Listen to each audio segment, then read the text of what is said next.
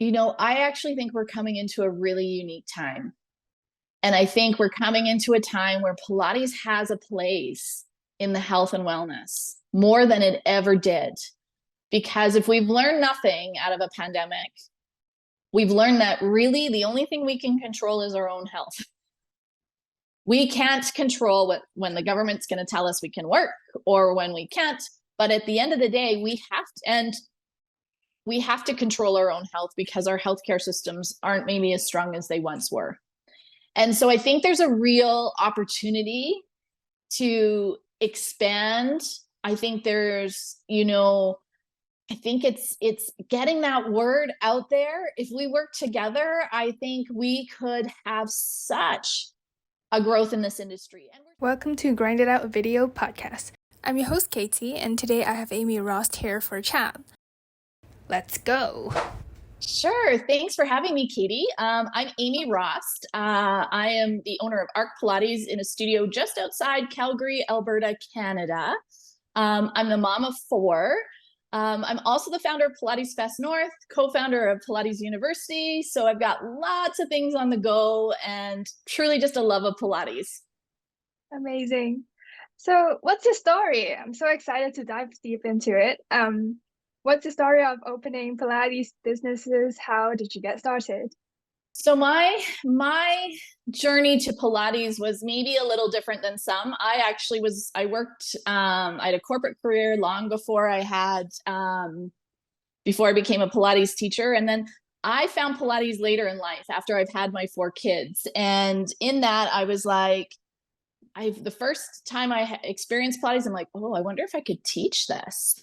I really fell in love with it very quickly, very fast. And so quickly, like fast forward a little, continuing to take lessons, I thought, then I really seriously started to look, could I teach this? And could I perhaps one day own a studio? So I started doing some research. Where could I go in my area? And way back in 2016, I literally quit my job on a Wednesday. I mean, I gave notice, but I left my job on a Wednesday, started Pilates school on a Friday, and I never looked back. My vision was always if I was going to leave that corporate career, was to take back my schedule and to be able to design a life that I love for myself and for my family. Mm-hmm. Yeah, so I opened the doors then in 2017, and I think we opened, and it's really for me the passion, and the thing I think I love most besides the Pilates is the community we get to create in our studios. We create little micro studios with each client we interact with, and then they go into the world and take their experience with us to their communities, which I think is it's just so cool that we have that kind of impact. How do you teach? How do I teach? I think I teach to the whole person. I think I do teach because I believe like a lot of my, sort of one of like my niches is sort of special population, chronic illness, those sorts of things, chronic pain. And so because I worked in disability management in a spine clinic for all those years, I feel like there was a real lack of these patients who have real pain, but there's no quick fix. There's not a pill, there's not a surgery, there's not anything. So I think I really my teaching philosophy is I ask everybody to do a 3 private sessions so that we can get to know each other. And I always say, come and see if you like how I teach, see if you like what I do, see if you like the classical method, because I may not be the teacher for you, and that's okay, but I also want to see them over 3 sessions. I can see them move over 3 days, taking them through all ranges of motion that are safe for them, and then really working together to collaborate to create a plan that works for them, for their budget, for their time, for their goals, and really for what they want, where they want to be in a year from now. So that's really my approach. And I am sometimes my students tell me I'm like the queen of adaptability. I can think outside the box, break it down, I still can keep the heart of the classical method intact, but we can break it down to its smallest factor to learn the skill. With the community topic being said, what do you think about the competition that people always talk about? Yeah. Yeah. I actually believe we aren't in competition with each other. Mm-hmm. I never have. I don't Mm-hmm. think like, I mean, if we look at other industries, if I can look at, let's say, physio or even physicians, there's more Mm-hmm. than one often on one corner, and they don't look, oh my gosh, we're in competition. Yeah. Yeah. There are way more people in the world who need Pilates than there are teachers. And I think where where I really work from is when we can work in collaboration, because I am not the teacher for everyone. I, Mm-hmm. I am happy to refer to another teacher who I think has a better skill set for a particular client in the best interest of my client.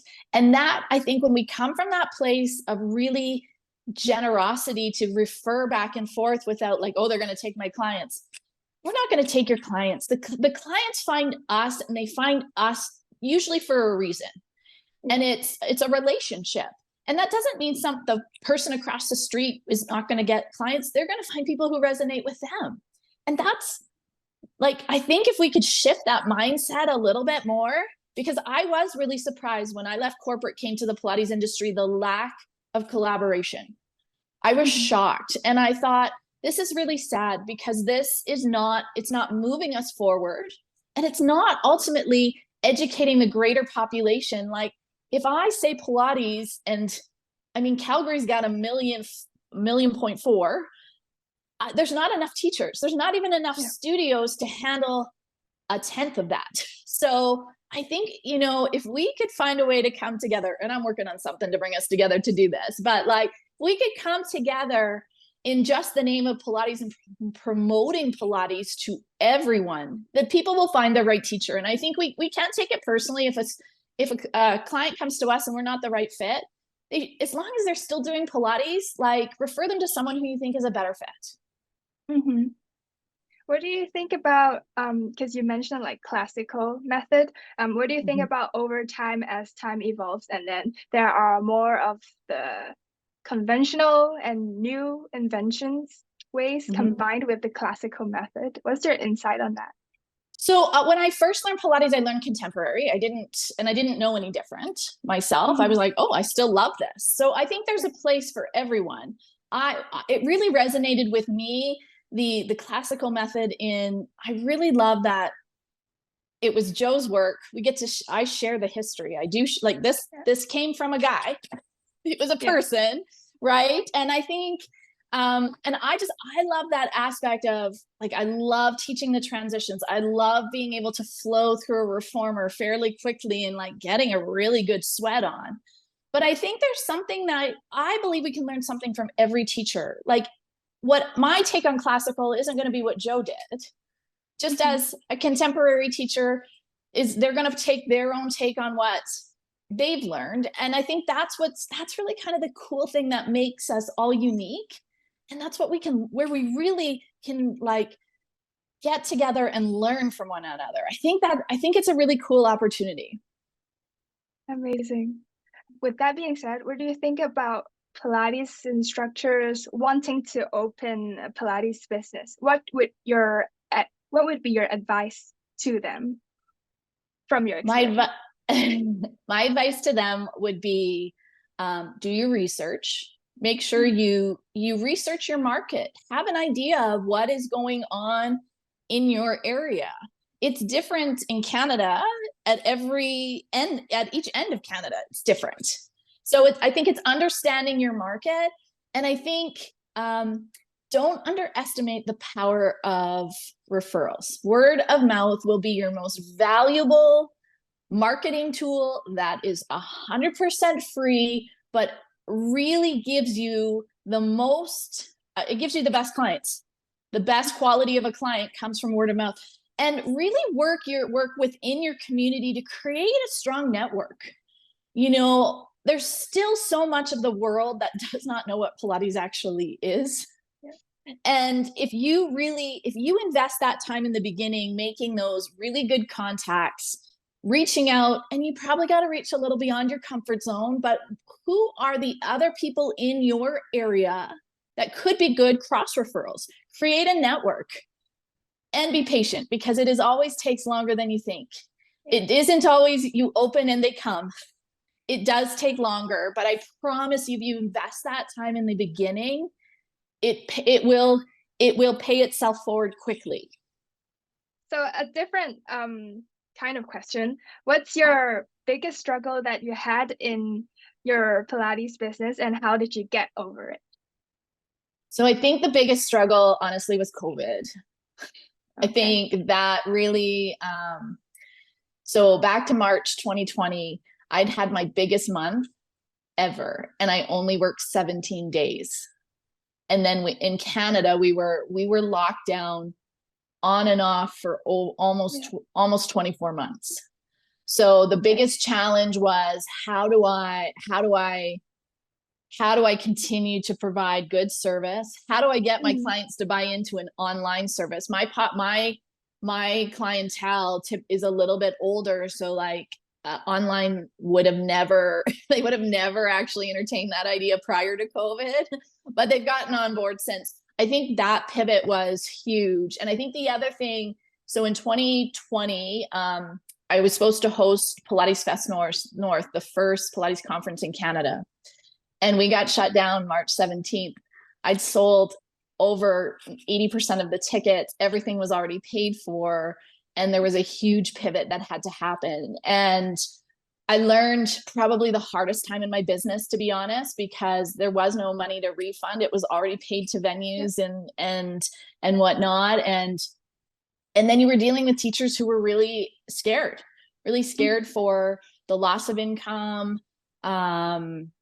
So in those, there were a lot of tear-filled days and nights, but it was learning how, I had to just stop, and I had to like remove myself a little bit and say, okay, why are they so upset? Like when they were calling saying we want a refund, and I'm like, I can't give you a refund. Like, we're going to make this happen when it's safe. And I, tried to put in some, things to ensure that like this was going to go when it was safe. But I had to remove myself from like this being personal. It was like, you know what?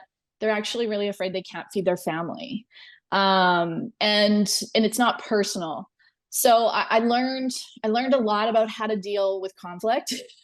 Yeah. And and really it was sitting down and for me being, okay, where do I stand on this? Like, what can I give and what can I just not?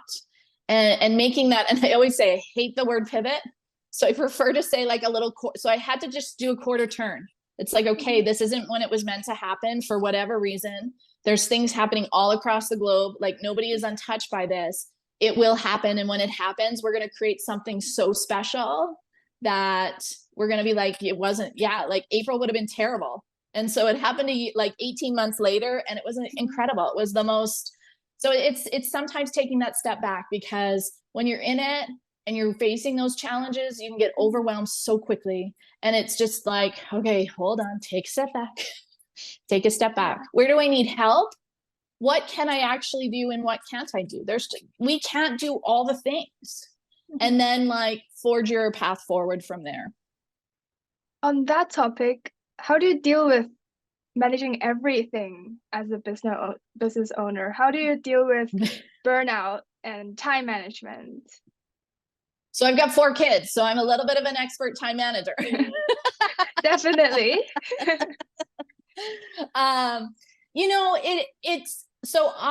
There's lots of different strategies, but it is a real thing. And I think it's something like, I know when we're teaching teachers in training that we talk about this, because you can get to that burnout really, really quickly if you are not putting in place strategies and really like blocking off time to take care of yourself, because it's not just about the teaching. Like the teaching hours are the easiest part of my day.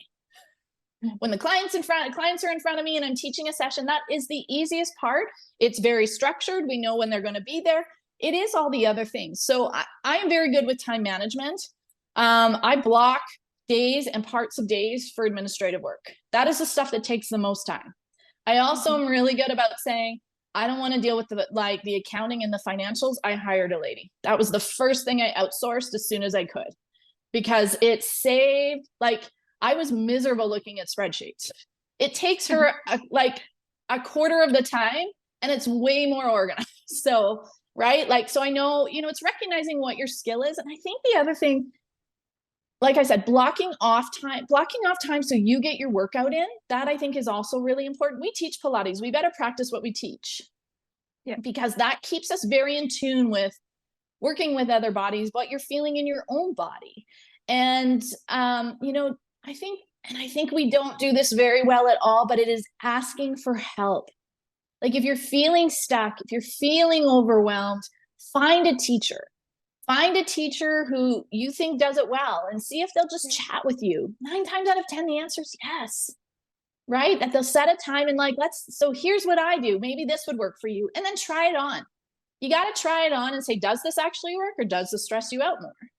I work in 3-month chunks. So I'll work now sort of September to December. And I'll, at the, beginning of December, start to be like, okay, what about this schedule worked for me and what didn't? And because my kids are still of ages where they've got lots of extracurricular activities, I can't go much more than that. And schedule time off.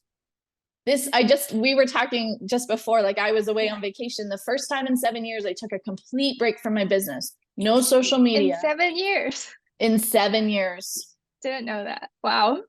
Yeah. Where at least I had to have my pulse on it. I had for 2 weeks. I mean, I also was where there was no cell service or internet. So that helps. But I had set it up that I needed 2 weeks of a break. I needed 2 weeks of a quiet time. So find out what it is that currency is for you to restore you. And I also think it's important to surround yourself with people who can give you strategies, lift you up, and that you've got a sounding board. That is so important, especially in entrepreneurship, in the Pilates world. If you're like, I'm a solopreneur, it can feel very lonely at times if you aren't surrounding yourself and establishing a community or a network of teachers and colleagues to support you when things get tough. How do I manage this? Yeah. So in terms of your Pilates studio, do you stress on team building, team spirit, things like that with your Pilates teachers? So I'm a solopreneur, so it's just me teaching, and then I do bring some teachers in to do a bit of subbing, but very much as it's about creating a culture, right? Like, and mine is, again, very much, this is a space for anybody and everybody. And we introduce if there's a class in here, and there's a new person, you introduce them to everybody. Like, there's no one who comes in and just stands in the corner. You're being invited into something bigger. And that doesn't matter who's in here. If I've got students in here watching, that's part of what they're learning is this is how I choose to deal with people. And I really am honored that they choose me and that they're part of this. And I have clients who've been with me for 7 years. So I know that we have something really special here. And I'm really proud of that. And I'm not willing to jeopardize that. So that thread is in everything I do. Amazing. So looking ahead, what are the biggest opportunities? You talked about struggles from the past. So what are the biggest opportunities do you see in your Pilates studio and also your Pilates business? I actually think we're coming into a really unique time. And I think we're coming into a time where Pilates has a place in the health and wellness more than it ever did. Because if we've learned nothing out of a pandemic, we've learned that really the only thing we can control is our own health. Yeah. We can't control when the government's going to tell us we can work or when we can't. But at the end of the day, we have to control our own health because our healthcare systems aren't maybe as strong as they once were. And so I think there's a real opportunity to expand. I think there's, I think it's getting that word out there. If we work together, I think we could have such a growth in this industry. And we're seeing growth in this industry through contemporary Pilates, things like Club Pilates. It is moving the needle. More people are knowing about Pilates than they ever have before. So if we can really position ourselves, and I think it's getting clear what our identity is in that, what is that role? What is the role we want to play? But in in a society today where sitting is the new smoking, people are sitting longer than ever. You know, like I said, coming out of a pandemic where most people didn't move for almost 3 going on now 4 years. So we are going to have a different kind of epidemic post-pandemic. So what's the role we want to play on that? And maybe it's time for the industry to lobby, like, okay, like we don't treat the injury, we don't diagnose an injury, but we teach them how to move after an injury, and so they don't re-injure, and so that they can be stronger and more they can enjoy their everyday life, kind of like, you know, in Joe's words in Return to Life, right? That you have the energy to do those other things, which, you know, there may be a position in corporate, like you want to have really productive employees, maybe they need a movement break. And maybe that's a role of a Pilates, that's something a Pilates teacher can offer. So I think there's lots of opportunity that really makes me excited. Yeah. That's great. Do you market your business? And so my marketing really is, I get testimonials. I actually sort of inform my clients that it's important for them, if this really benefited them, if they could share it with somebody who might benefit them, like to pass it on. I don't do any sponsored ads. I don't do, I have a pretty good social media presence, but to be truthful, that isn't really where I get clients. Word of mouth. Right. And I think word of mouth, they all check social media. They all check to see, oh, what does this lady do? But that's certainly not my primary referral. And then I really, I have a really strong network. I really believe in that power of collaboration. And I'm always looking for ways to collaborate either with other Pilates teachers or other businesses in my area where it could be a mutually beneficial collaboration. What are some collaborations that you did recently, maybe? So recently I did something called Pilates. Well, it's still going. It's called Pilates Mentors. And that's with my friend Carrie Miller. She's in Arizona. I'm in Canada. And we really saw a need that in this industry, it was very difficult to find a mentor without paying for a mentorship. And we really wanted to find a space where, you know, new teachers could work with a mentor for a finite amount of time. We created some structure. So we just finished our inaugural group, and it was amazing, Katie, to see how not only the mentees really benefited, like it was really awesome, but it was also really awesome to see how the mentors also grew from the experience. So that's one of the collaborations like I'm super proud of. And it's, you know, collaboration shouldn't be scary. It really should be something, it is really a superpower. We should lean into it. We should seek it out. Now, that being said, we should seek out to ensure it's a good fit for both sides. That's, I think, where it goes wrong, because you're not meant to collaborate with everyone. But if someone's got your same core values and you're really clear about this is what is, you know, this is our goal, this is how we're going to do it, this is what's expected of us both, and then we're going to circle back and make sure that happened, that then sets up a really clear collaboration. I've had some collaborations that did not go well, and I've learned a lot of lessons, but they weren't meant to be honest. But I think it's sometimes scary to lean into that and say, hey, would you collaborate? But I really do think it's this industry superpower. If we'd lean into it a little bit more, it might be really amazing to see what could happen. And we're just not wired to do this all alone. And I think putting that pressure on ourselves is unrealistic. It isn't going to set you up for success. The more you can lean into your community and ask the questions, make a connection, or, you know, even ask the questions. Like I've been teaching now for 8 years, and still, like, you might get a client and you're like, I don't know what to do with this. Like, this is interesting. Not that I can't help them, but it's like, oh, has anyone else seen this? And like, let's learn as we share, right? And the same thing, like these questions you're asking me, let's learn. Like, nobody's business goes like up, up, up, up. It'll go up. If there's COVID, it'll go way down. And then it'll so you do have these ebbs and flows as the economies and the communities around you change. And as you change, right? As teachers, our journey, we change in who we want to teach or how we want to deliver it or what it looks like. And I think we're, you know, getting back to what's exciting is, I think COVID did give us the gift of on demand and live virtual classes.